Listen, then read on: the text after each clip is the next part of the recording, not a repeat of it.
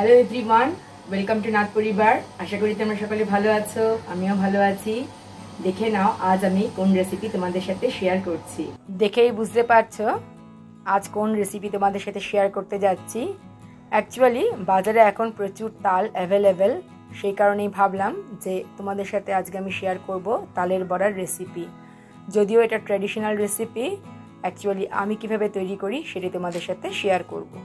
নিয়ে নিয়েছি একটা মিডিয়াম সাইজের তাল। প্রথমে তালটা আমি ছাড়িয়ে নেব। দেখতেই পাচ্ছ এটা 3 আটির তাল। এবার আমি তালের থেকে পাল্প বের করে নিচ্ছি।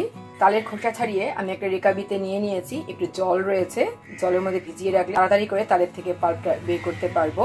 এবার দেখো আরও একটা পাত্র আমি নিয়ে নিয়েছি। তারপর আমি একটা ছাঁকনি রেখে দিলাম আর নিয়ে নেব একটা তালের আটি। একটু ঘষে তারপর তোমাদেরকে দেখাচ্ছি। দেখতেই পাচ্ছ একটা তালের আটি থেকে এতটা পাল্প বেরিয়েছে। এবার সবগুলো আটি ঘষে তালের পাল্প বের করে তারপর তোমাদেরকে দেখাচ্ছি। দেখতেই পাচ্ছ সম্পূর্ণ তালটা আমি ঘষে পাল্প বের করে নিয়েছি।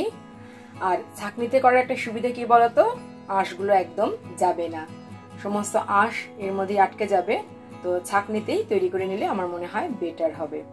তালের সাথেই অবশ্যই দিতে হবে নারকেল কোড়া। আমি নারকেলটা কুড়িয়ে তারপরে আসছি। এবার দেখো একটা পাত্র নিয়ে নিয়েছি আর তার মধ্যে আমি দিয়ে দিচ্ছি 1 কাপ ময়দা, দিয়ে দিচ্ছি 1/2 কাপ সুজি, দিয়ে দিচ্ছি টেস্ট অনুযায়ী নুন। ড্রাই অবস্থায় একটু মিশিয়ে নেব।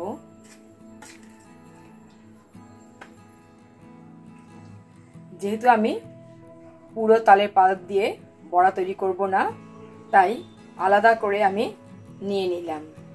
এবার দিয়ে দিচ্ছি তালের পাল্প। দেখতেই পাচ্ছ কত সুন্দর পাল্প বেরিয়েছে, এত সুন্দর বেরিয়েছে বলার মতো না। আমি 2 চামচ দিলাম। আগে ভালো করে মেখে নেব, তারপর লাগলে আবার দেব। প্রথমে আমি চামচ দিয়ে একটু মেখে নিচ্ছি, পরে তো অবশ্যই হাত দিতে হবে, হাত ছাড়া তো বড়া তৈরি করা যাবে না।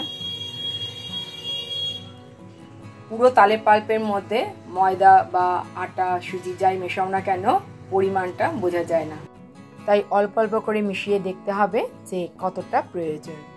দেখতেই পাচ্ছ একদম শুকনো শুকনো হয়েছে, বোঝাই যাচ্ছে। আরো তালের পাল্প দিতে হবে এর মধ্যে। খুব নরম না আবার খুব শক্তও না, এইভাবে কিন্তু মাখতে হবে। আচ্ছা এবার আমি হাত দিয়েই মেখে নিচ্ছি। দেখতেই পাচ্ছ মোটামুটি মাখাটা হয়ে এসছে। এবার আমি এর মধ্যে দিয়ে দিলাম 1/2 কাপ চিনি। একটু চিনি দিতে হবে, চিনি না দিলে ভালো লাগবে না। আর দিয়ে দেব কোড়ানো নারকেল। ভালো করে আবার মিশিয়ে নেব। সমস্ত কিছু মেশানোর পরে এখন আমি তোমাদেরকে দেখাচ্ছি। দেখতেই পাচ্ছ কত সুন্দর হয়েছে। এর থেকে বেশি আর নরম করার প্রয়োজন নেই, একদম পারফেক্ট আছে। এবার বড়াগুলো ভেজে নিচ্ছি। গ্যাস ওভেনে কড়াই বসিয়ে দিয়েছি আর কড়াইতে আমি দিয়ে দেব সাদা তেল বা রিফাইন্ড অয়েল।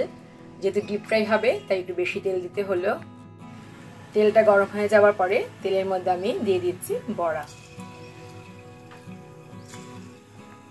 2 মিনিট ওয়েট করার পরে দেখো নিজে থেকেই কেমন উঠে আসছে আর কত সাইজে বড় হয়েছে দেখতেই পাচ্ছ।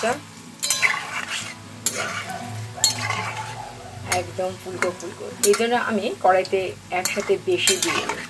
বেশি দিলে দেখবে কড়াইয়ের গায়ে আটকে যাবে আর নাড়াচাড়া করতে অসুবিধা হবে, প্রত্যেকটা ভালো করে ফুলবে না। দেখো কেমন লাগছে, অসাধারণ। একটু কড়া করে ভাজবে, তাহলে 2 দিন রেখে খেতে পারবে। একটু তোমাদেরকে দেখাচ্ছি সামনে থেকে। দেখো এইরকম হয়েছে তালের বড়া। এইভাবেই সবগুলো বড়া ভেজে তারপর তোমাদেরকে দেখাচ্ছি। তৈরি হয়ে গেল তালের বড়া। একটা বাটিতে আমি সার্ভ করে দিয়েছি। দেখতেই পাচ্ছ এইরকম হয়েছে। গরম গরম তালের বড়া অসাধারণ। এই সমস্ত রান্না আর এই সমস্ত খাবার কখনোই পুরনো হয় না, সবসময় যেন চির নতুন। তোমাদের কাছে অনুরোধ থাকলো এভাবে তৈরি করে খাওয়ার জন্য। আর ভিডিওটা প্রথম থেকে শেষ পর্যন্ত দেখার জন্য অসংখ্য ধন্যবাদ। আশা করি আজকের ভিডিওটা সকলেরই ভালো লেগেছে। তাহলে আজ এই পর্যন্তই, দেখা হবে আবার নেক্সট ভিডিওতে। ততক্ষণ পর্যন্ত তোমরা সকলে ভালো থেকো, টাটা।